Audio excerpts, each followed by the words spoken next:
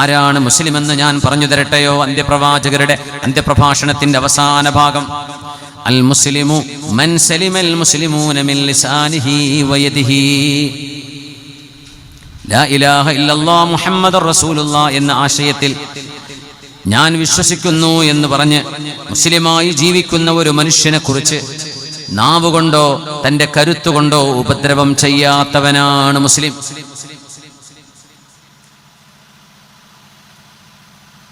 നാവുകൊണ്ട്, വയദിഹി സ്വാധീനം കൊണ്ട്, കരുത്തുകൊണ്ട്, കൈകൊണ്ട് ഉപദ്രവം ചെയ്യാത്തവൻ.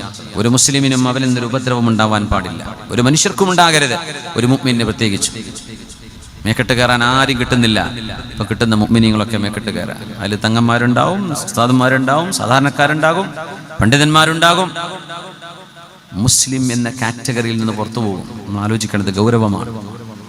സുന്നത്തെ മാത്തൊക്കെ പിന്നെ ബാക്കിലേ വരുള്ളൂ. ആദ്യം കിട്ടേണ്ടത് ഇസ്ലാമാണ്. ഇസ്ലാം നഷ്ടപ്പെട്ടു കഴിഞ്ഞാൽ, ആ ലേബിൾ നഷ്ടപ്പെട്ടു കഴിഞ്ഞാൽ പിന്നെ എന്താ ഉണ്ടാവുക?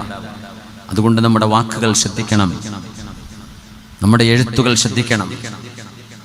പഴിചാരലുകളും ആക്ഷേപങ്ങളും ഇകഴ്ത്തലുകളും കളിയാക്കലുകളും മുസ്ലിം നിർത്തണം.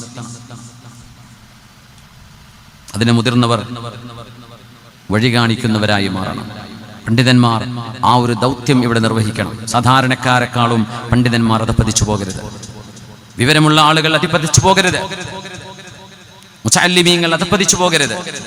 ദീൻ എന്ന് പറയുന്നത് ഒരു അമാനത്താണ്. ഒരു തലപ്പാവ് എന്ന് പറയുന്നത് ഒരു വെള്ള കഷ്ണം മാത്രമല്ല. തലപ്പാവ് എന്ന് പറയുന്നത് ഒരു അമാനത്തിന്റെ അടയാളമാണ്. ആ അമാനത്ത് അറിയില്ലെങ്കിൽ അത് താഴെ വെക്കണം. അൽ മുസ്ലിമു മൻ സലിമൽ മുസ്ലിമൂന മിൻ ലിസാനിഹി വയദിഹി.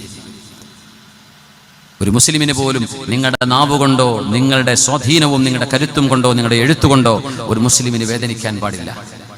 അന്യായം ചെയ്യരുത്, ഇകഴ്ത്തലുകൾ ഉണ്ടാകരുത്, അഭിമാനം ഇടിച്ചു തകർക്കുന്ന വാക്കുകൾ പറയരുത്. പുണ്യനബി തങ്ങളുടെ അറഫ പ്രഭാഷണമാണിത്.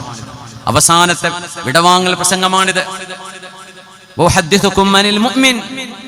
23 വർഷത്തെ ദഅവത്ത് കഴിഞ്ഞിട്ട് പുണ്യനബി ചോദിച്ചു, ആരാണ് മുഅ്മിൻ എന്ന് ഞാൻ പറഞ്ഞു തരട്ടെയോ? അൽ മുഅ്മിനു മൻ അമിനഹുന്നാസ് അലാ അംവാലിഹിം വ അൻഫുസിഹിം.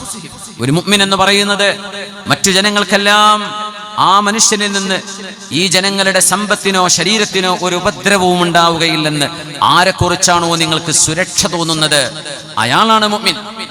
ഒരു വ്യക്തി, ആ മനുഷ്യൻ എന്റെ സമ്പത്തോ എന്റെ ശരീരമോ എന്റെ അഭിമാനമോ ഹനിക്കുകയില്ലെന്ന് അയാളെക്കുറിച്ച് നിങ്ങൾക്ക് ബോധ്യമുണ്ടെങ്കിൽ ആ മനുഷ്യനെ നിങ്ങൾക്ക് മുഅ്മിൻ എന്ന് വിളിക്കാം.